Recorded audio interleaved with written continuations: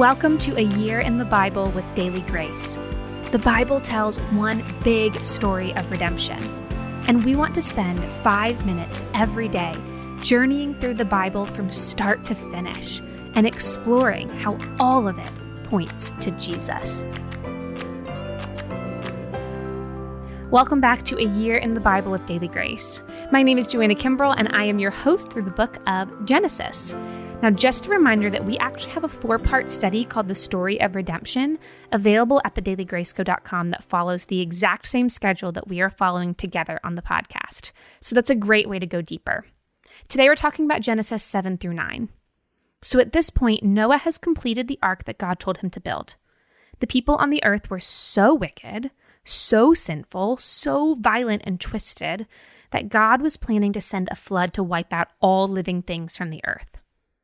But God promised to save Noah and his family, and in that way, he would continue on his promise to send an offspring who would save God's people from sin. So now the time has come for Noah to get in the boat.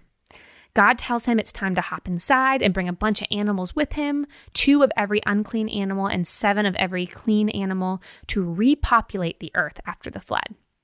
God never planned for this story to end with destruction, but with new life.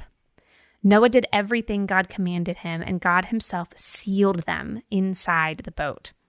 Talk about a guarantee of safety. Everyone was in the boat, and then the waters came. Now, this was no ordinary rain.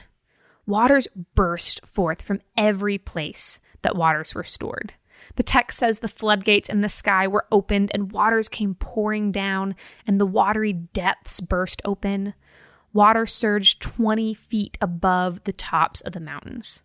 Can you imagine Noah and his family inside of the dark ark being tossed around with the sound of water pounding against the sides of the boat? These people had never even seen rain.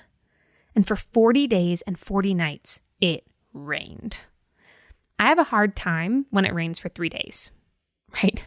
Everything was demolished. All life was ended by the flood except the life in the boat. God saved Noah and his family.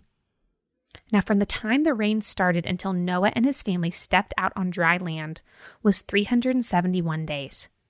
They spent more than a year in the ark waiting, but God remembered them. God told them to come out of the boat with the animals, and Noah built an altar to God and sacrificed animals on it. This was a new beginning, a fresh start, a new creation.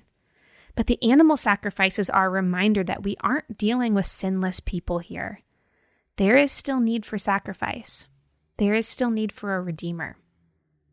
God made a covenant with Noah, his family, and the entire world. He promised that he would never again destroy the earth with a flood.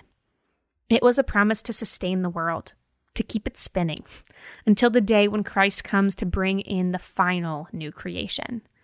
He gave a rainbow as a sign of the covenant, a reminder of God's promise. He also told Noah and his family to be fruitful and multiply and fill the earth. And that should sound familiar because it's the same thing God told Adam and Eve when he created the world. God is bringing a new creation. All is not lost. But this new creation would not be perfect.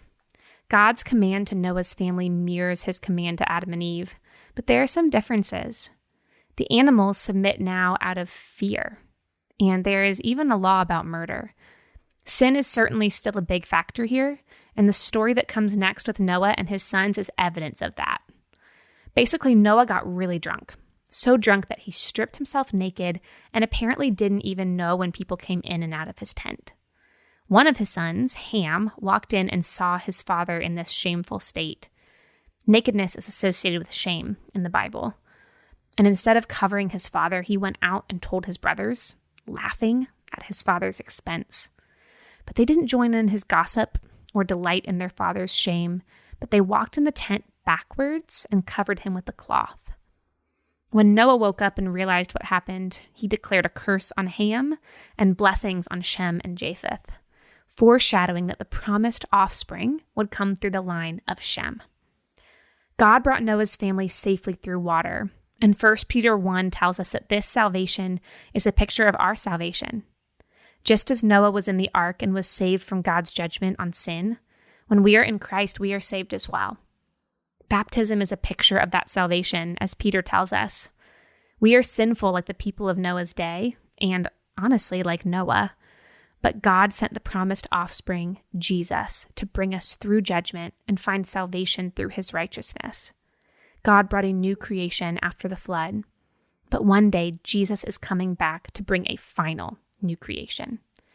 There won't be any more sin in that world, and we will live there forever. Thank you for joining us today. You can follow along on Instagram at Daily Grace Podcast and at The Daily Grace Co. and find our Story of Redemption studies, our study on Genesis 1 through 11, and so many other resources at thedailygraceco.com. We will see you right back here tomorrow.